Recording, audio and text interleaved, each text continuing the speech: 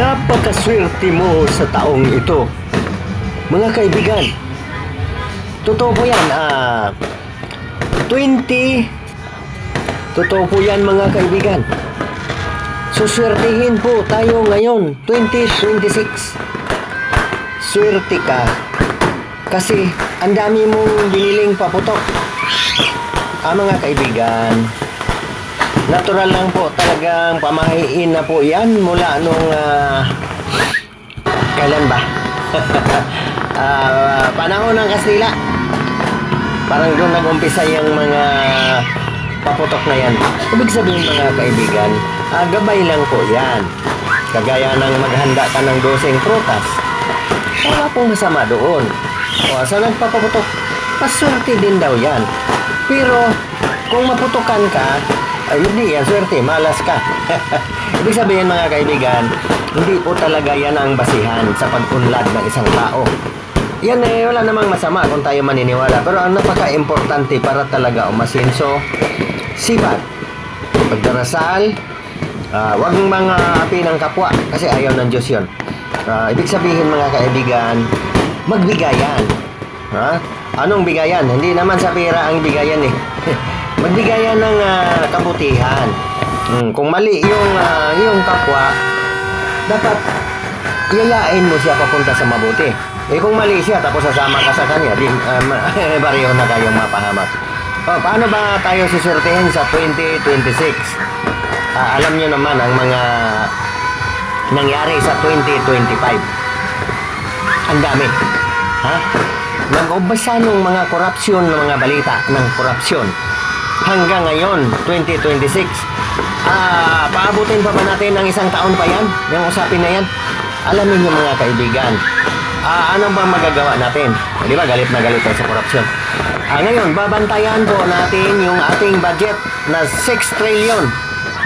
Kung di ako nagkamali, mahigit 6 trillion ang ating budget.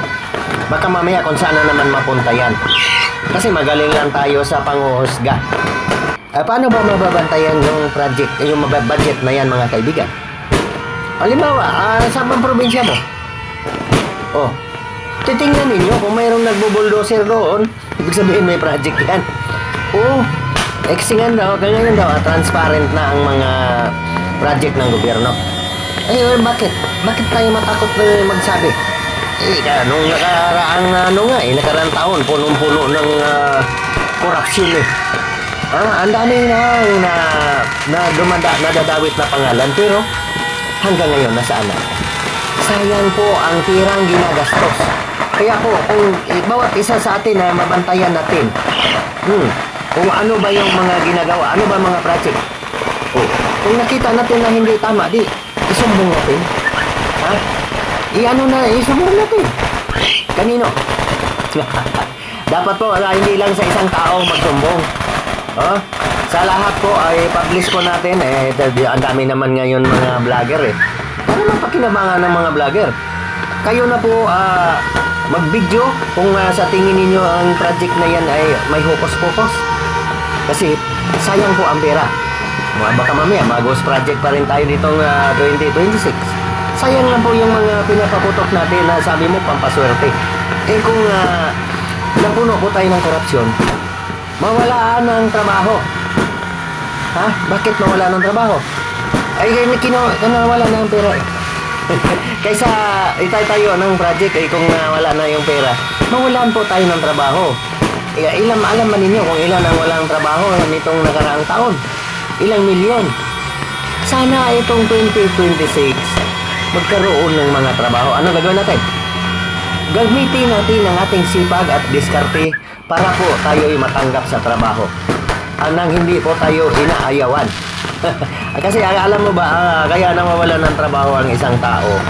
Pag nalalaman kasi na, ibig sabihin hindi ka masipag. Ayaw ko na sabihin na tamad. Yun talaga ang magiging problema. Mawalan ka talaga ng trabaho niyan kung hindi ka masipag. Kung masipag ka, maraming kukuha sa'yo. Maraming maghahabol sa'yo na mga manager ng kumpanya o saan-saan man.